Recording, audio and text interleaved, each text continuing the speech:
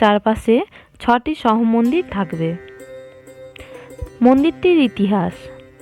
দেবতা বিষ্ণুর অবতার রাম ব্যাপকভাবে পূজিত হিন্দু দেবতা।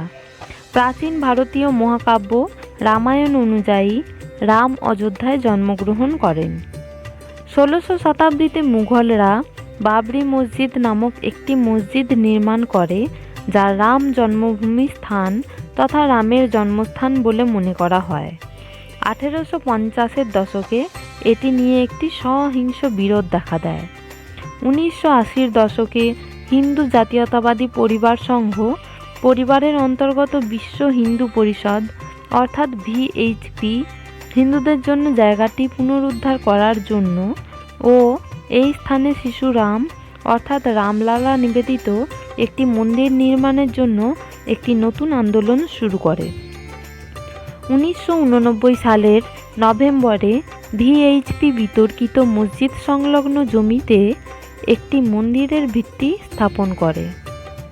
6ই ডিসেম্বর 1992-এ ভিএইচপি ও ভারতীয় জনতা পার্টি 1,50,000 স্বেচ্ছাসেবকদের সাথে যুক্ত স্থানে একটি সমাবেশের আয়োজন করে, যারা করসেবক নামে পরিচিত। সমাবেশটি হিংসাত্মক হয়ে ওঠে ও জনতা নিরাপত্তা বাহিনীকে অভিভূত করে এবং মসজিদটি ভেঙে ফেলে। ধ্বংসের ফলে ভারতের হিন্দু ও মুসলিম সম্প্রদায়ের মধ্যে কয়েক মাস ধরে আন্তঃসাম্প্রদায়িক দাঙ্গা হয়, যার ফলে কমপক্ষে 2000 লোক মারা যায় এবং সমগ্র ভারতীয় উপমহাদেশে দাঙ্গার সূত্রপাত ঘটে।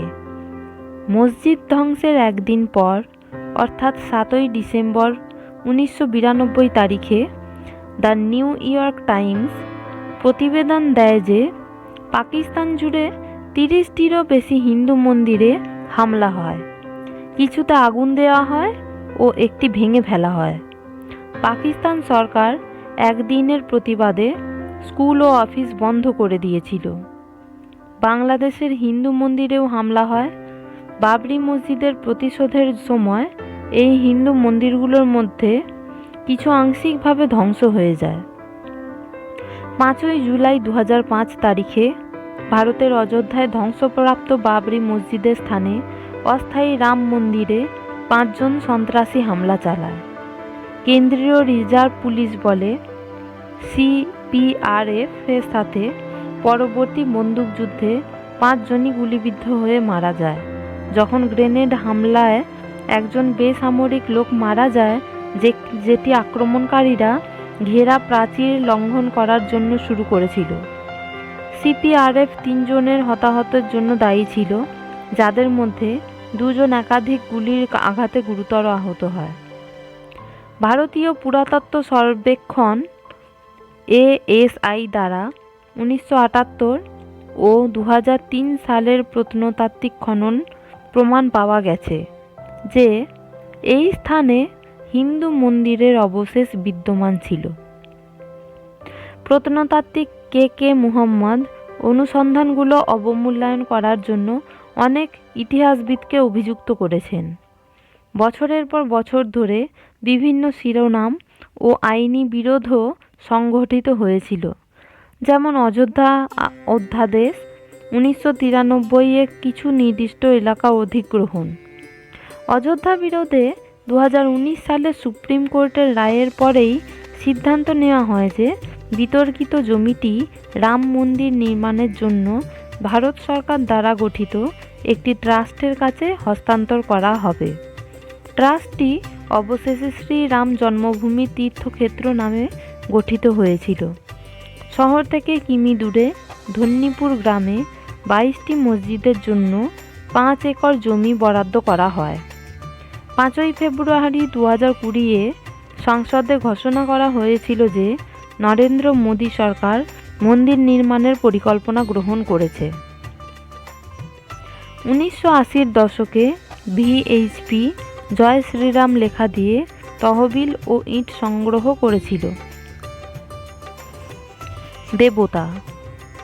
বিষ্ণুর অবতার রামের শিশুরূপ অর্থাৎ রামলালা বিরাজমান মন্দিরের প্রধান দেবতা।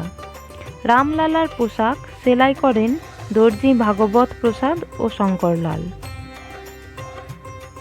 মন্দিরের স্থাপত্য। রাম মন্দিরের মূল নকশাটি 1988 সালে আমেদাবাদের সোমপুরা পরিবার তৈরি করেছিল।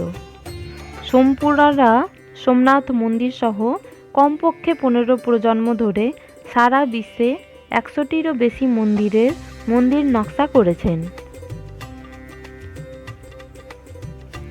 মূল নকশা পরিবর্তন করে তৈরি একটি নতুন নকশা 2020 সালে সোমপুরারা বাস্তুতন্ত্র ও শিল্পশাস্ত্র অনুযায়ী তৈরি করে।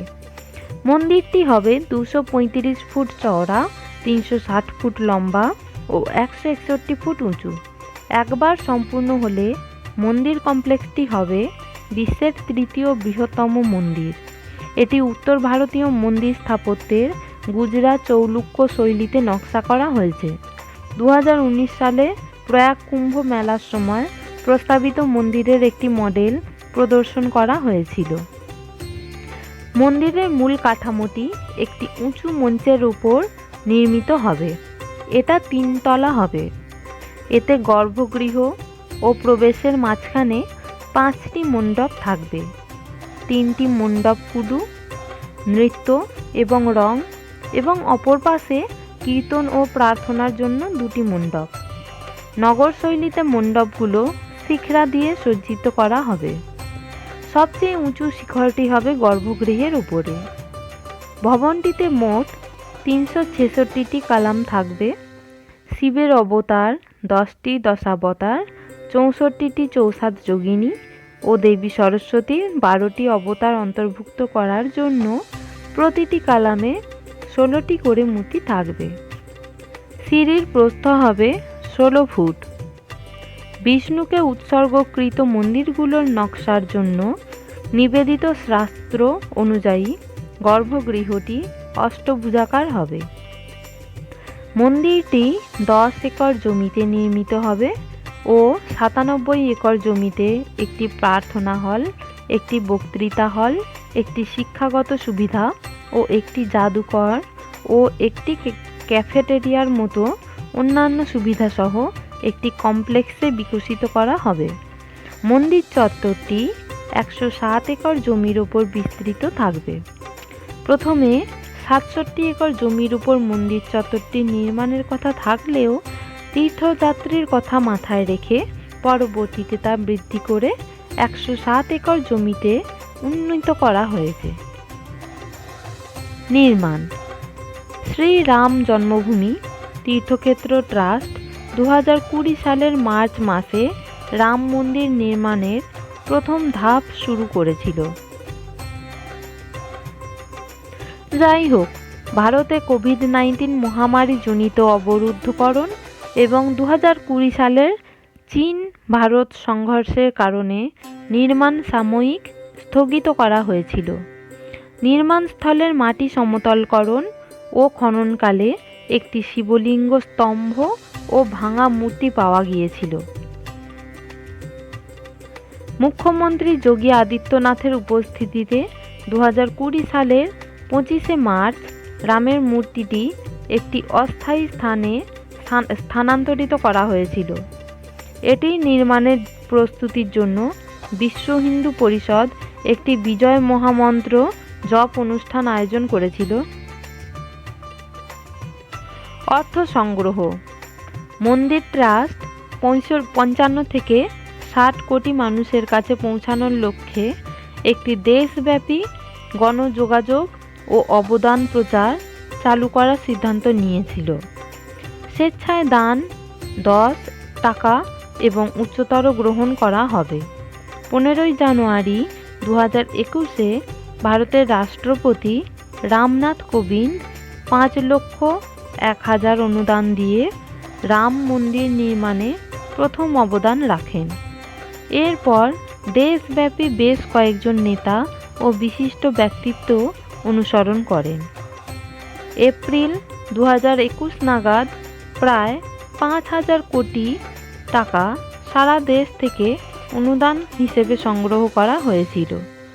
প্রায় 1.5 লক্ষ বিশ্ব হিন্দু পরিষদ কর্মী সারা দেশ থেকে তহবিল সংগ্রহ করে। আমরা সকলেই জানি যে 22শে জানুয়ারি 2024 সালে এই মন্দিরটির উদ্বোধন হবে। তো আশা করি সকলেরই আপনাদের এই ভিডিওটি ভালো লেগেছে। ভালো লেগে থাকলে অবশ্যই একটি লাইক করে দেবে, আর চ্যানেলে নতুন হলে এরকম ভিডিও পাওয়ার জন্য চ্যানেলটিকে সাবস্ক্রাইব করে দিন। Thanks for watching.